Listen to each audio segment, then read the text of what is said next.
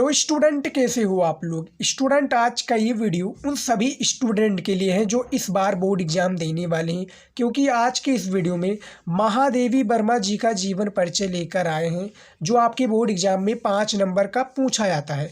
जीवन परिचय लिखने का सही तरीका आज की इस वीडियो में बताने वाले हैं कि जीवन परिचय किस प्रकार से लिखें, साहित्यिक परिचय किस प्रकार से लिखें और रचनाएँ कैसे लिखें। पूरा डिटेल में हम आपको जानकारी देंगे, लिखने का सही तरीका भी बताएंगे। तो वीडियो को आप शुरू से अंत तक जरूर देखिएगा। देखिए, महादेवी वर्मा जी का जीवन परिचय में सबसे ज़्यादा जो इम्पोर्टेंट होता है जीवन परिचय, साहित्य परिचय, रचनाएं यानी कृतियाँ। अब देखिए, हेडिंग किस प्रकार से आपको बोर्ड एग्जाम में डालना है। हेडिंग आप इस प्रकार से डाल दीजिएगा, जीवन परिचय। जब लिखने जाइएगा प्रश्नोत्तर डालने के तत्पश्चात जीवन परिचय आप इस प्रकार से हेडिंग डाल दीजिएगा। उसके बाद में लिखना क्या है, शॉर्ट में इनका जीवन परिचय देना है, यानी जीवन परिचय जो है शॉर्ट में देना है। उसके बाद में साहित्यिक परिचय भी हम बताते हैं। तो देखिए, आपने हेडिंग डाल दिया। उसके बाद में देखिए, पढ़िए। महादेवी वर्मा का जन्म फर्रुखाबाद, कहाँ, फर्रुखाबाद के एक शिक्षित कार्यस्थ परिवार में सन 1907 ईस्वी सन 1907 ईस्वी में होलिका दहन के दिन हुआ था, यानी होली के दिन हुआ था। और इनके पिता श्री गोविंद प्रसाद, इनके पिता महादेवी वर्मा जी की जो पिता है श्री गोविंद प्रसाद वर्मा भागलपुर के एक कॉलेज में प्रधानाचार्य थे। इनकी माता हेमरानी परम विदुषी धार्मिक महिला थी, यानी धार्मिक का मतलब है वो गीता और रामायण पाठ पढ़ती थी, धार्मिक महिला थी।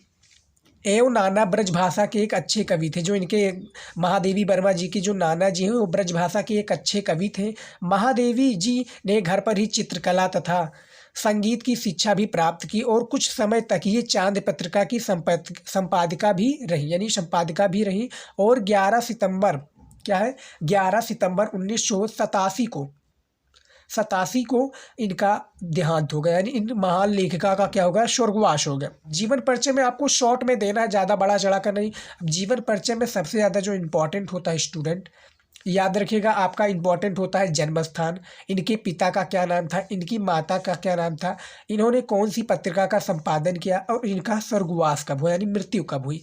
तो जीवन परिचय में आपने शॉर्ट में इस प्रकार से दे देना है। अब फिर से देख लीजिए। देखिए, जीवन परिचय जो उनका जन्म हुआ था कहाँ पर, फर्रुखाबाद में एक शिक्षित परिवार में हुआ था। 1907 में इनका जन्म हुआ था, वो भी होलिका के दिन, यानी होलिका दहन के दिन इनका जन्म हुआ था।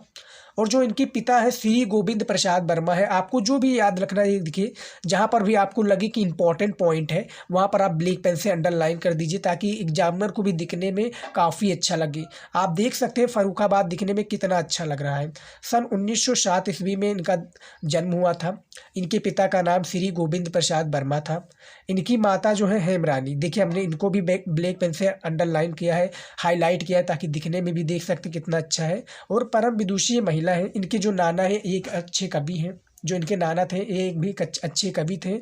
और जो महादेवी वर्मा जी हैं, इन्होंने चांद पत्रिका का संपादिका भी रही। और 11 सितंबर 1987 को इनका क्या हो गया, इस महान या इस काव्यत्री का लेखिका का स्वर्गवास हो गया। तो महादेवी वर्मा का जन्म और स्वर्गवास हमने दिखा दिया। अब सबसे ज़्यादा जो इम्पोर्टेंट होता है बोर्ड एग्जाम में, मैं दिखा दूँ आपका।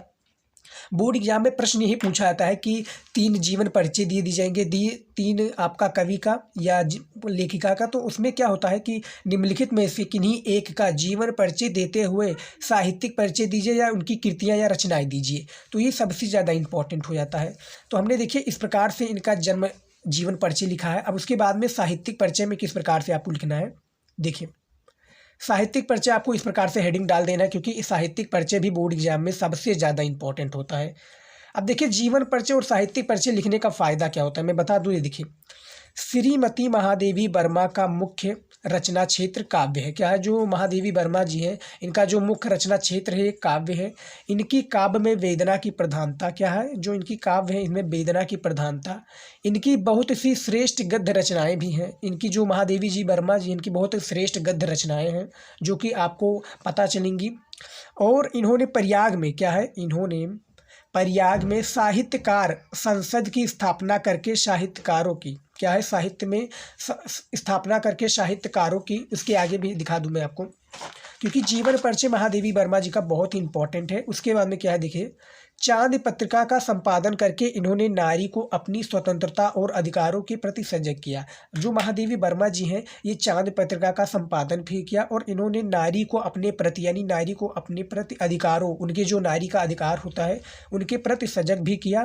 और ये इनकी साहित्यिक परिचय में कुछ इस प्रकार से है, थोड़ा आपको ऐड करना होगा अपनी तरफ से भी। आप जो भी बुक में दिया होगा ज़्यादा नहीं लिखना है, छोटा लिखिए कि इनकी क्या रुचि थी, किस क्षेत्र में इनका रुचि था साहित्यिक परिचय में, ये आपको डालना होता है, लिखना होता है।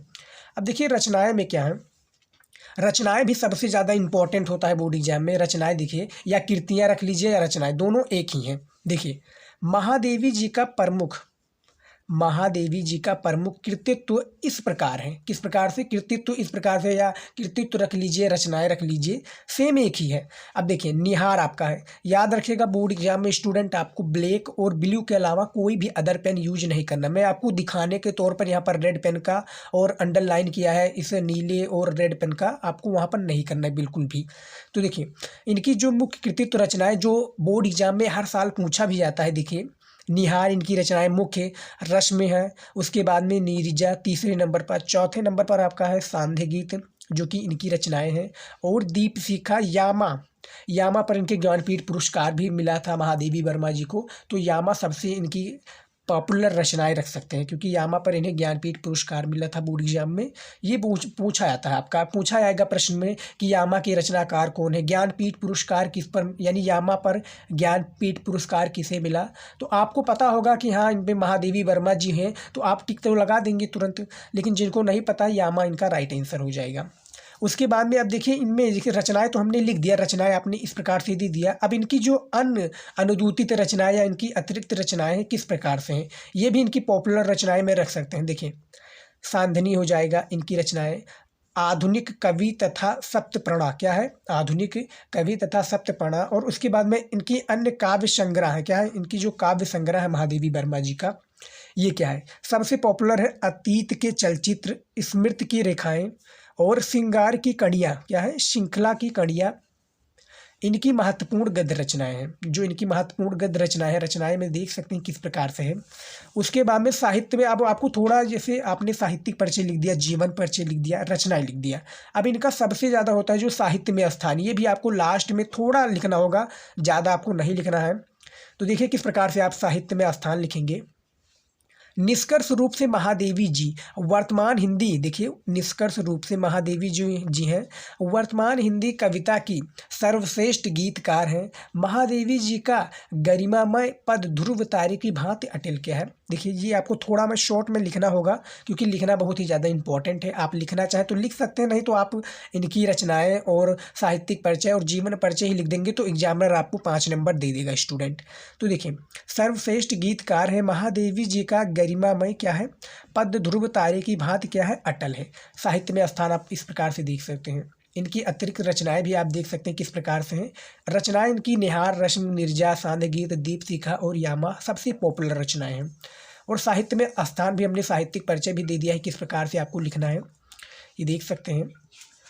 तो सबसे ज़्यादा जो इम्पोर्टेंट होता है जीवन परिचय में, स्टूडेंट याद रखिएगा, मैं दिखा दूँ आपको इम्पोर्टेंट क्या रहता है आपका जीवन परिचय में। इनकी रचनाएं, इनका साहित्य परिचय, यानी किस श्रेष्ठ में, यानी किस, इनकी कला क्या थी, इन्होंने किस प्रकार से रचना की, इन्होंने क्या क्या साहित्य में, इनका क्या परिचय है, ये सबसे ज़्यादा पॉपुलर है।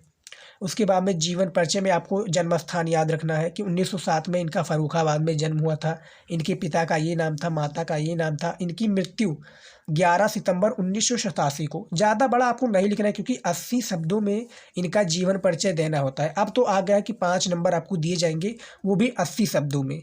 80 शब्दों में आप जीवन परिचय लिख देते हैं, 5 नंबर एग्जामिनर आपको दे देगा। तो यदि आप इस प्रकार से लिखेंगे और हेडिंग जिस प्रकार से हमने डाला है इस प्रकार से आप डालकर बोर्ड एग्जाम में लिखेंगे, बस आपको ब्लैक और ब्लू के अलावा कोई भी पेन यूज नहीं करना है।